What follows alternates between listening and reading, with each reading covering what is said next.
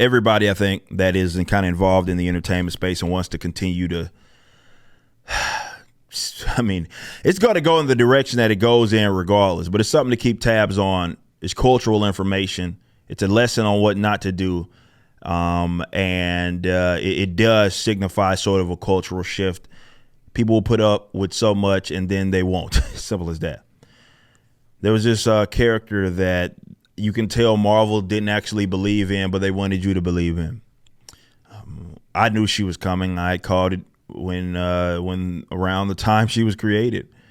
And as the Marvel Cinematic Universe grew, I said this character was going to be appearing in the Marvel Cinematic Universe, even though they're not really interesting.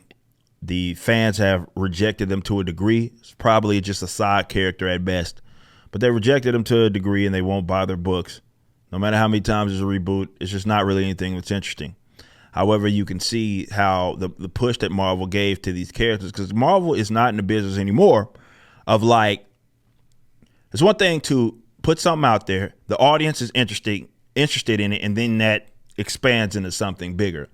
Or maybe you give that character who was introduced as like a side character their own book, like that type of stuff.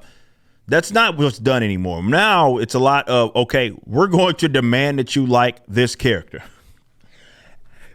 And that's it. Whether you want it or not, doesn't matter. Like Captain Marvel, it happened with Captain Marvel, the constant reboots of Captain Marvel. It's happened with Miles Morales in the past, in the books, no matter how you feel about Spider-Verse stuff. And it's happened with the character that we're going to be talking about today, Stretchy McGee, also known as Kamala Harris Khan. And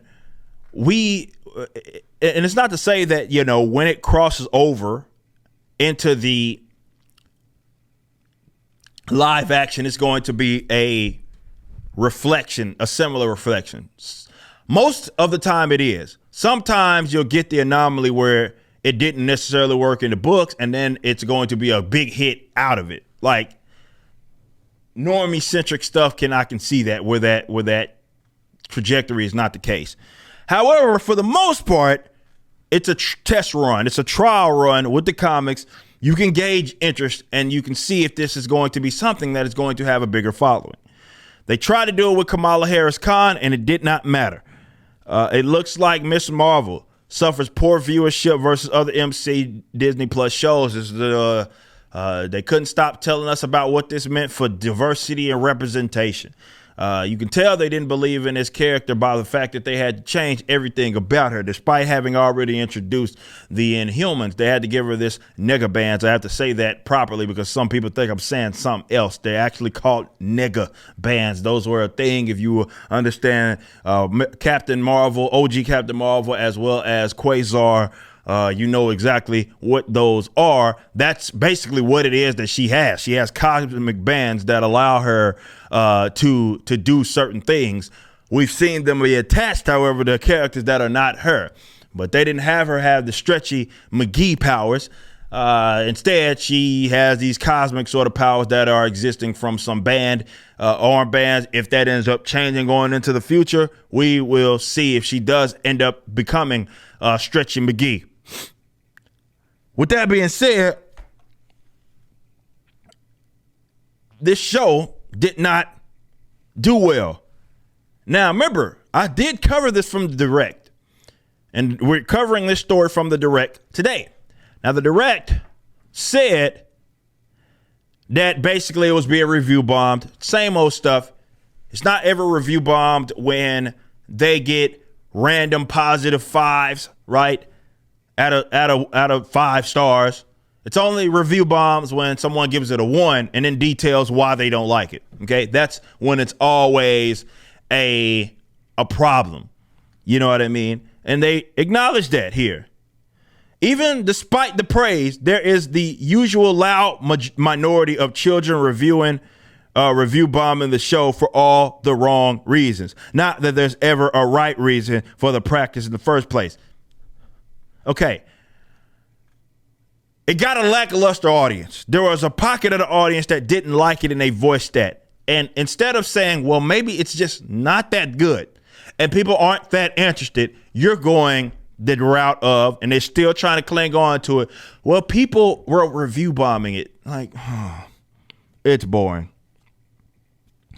It's fucking boring. Samba TV reported that Ms. Marvel did not perform well with regard to the number of viewers watching across the United States. In this report, the service revealed only 775,000 U.S. households watched the premiere episode within the first 5 days on Disney+. To date, this makes the new coming-of-age story one of the worst performing MCU debuts on Disney+. The only series potentially behind it is The What Ifs, though that project only has premiere data for the first day. For comparison, here's a 5-day premiere viewership of the shows. And you can see WandaVision did 1.6.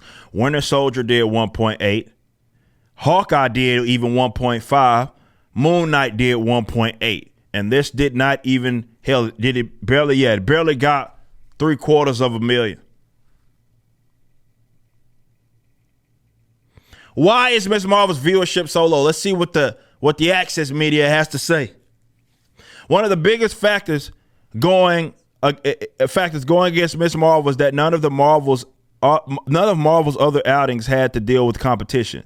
Currently, the Star Wars series Obi-Wan Kenobi has its new installments premiering on the same day and time. So not only does it have competition, but it's going against Ewan McGregor's fan favorite character whose debut showed 2.14 million viewers during that same time window. The game was rigged from the start, so that's what they're blaming it on. You can't possibly watch two shows.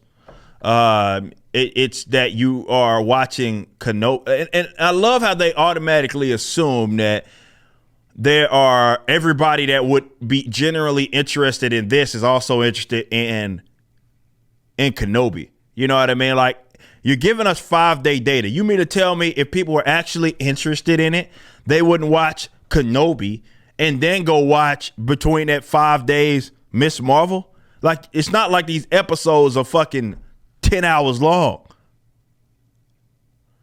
So one, you're assuming that the audience is the exact same, which it's not. It's not even the same target audience. Number two, how can we believe that that's the case when you're giving us 5-day data and you mean to tell me that within 5 days people can't watch two fucking shows if they do share audiences? No. That's just not the case. See, me and the guys over, me and Gary talked about this. Gary called this, actually. It's like that's why they put them out at the same time, because they wanted to use this as an excuse.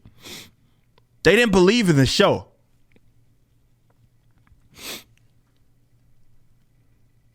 They didn't believe in it. They never believed in this show. This was something that seemed to be, it was forced. I don't know who it was, Top Dog, whoever was like, we have to have this character appear, whatever. But they didn't generally believe in it. Maybe they did at some time have it was somewhat believable, but then once it got to a point to where it was getting closer, maybe they were filming it, they at some point realized that, okay, this is not going to do nearly to the degree that we anticipated. We got to try to salvage it in some way, and that's what they're doing.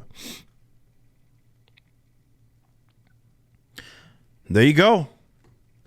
So we got Buzz Lightyear, dead on arrival. Miss Marvel was dead on arrival. Call both of those, by the way. And no, I don't just say any book, any show is dead on arrival. That's not what I do. It was DOA from the start.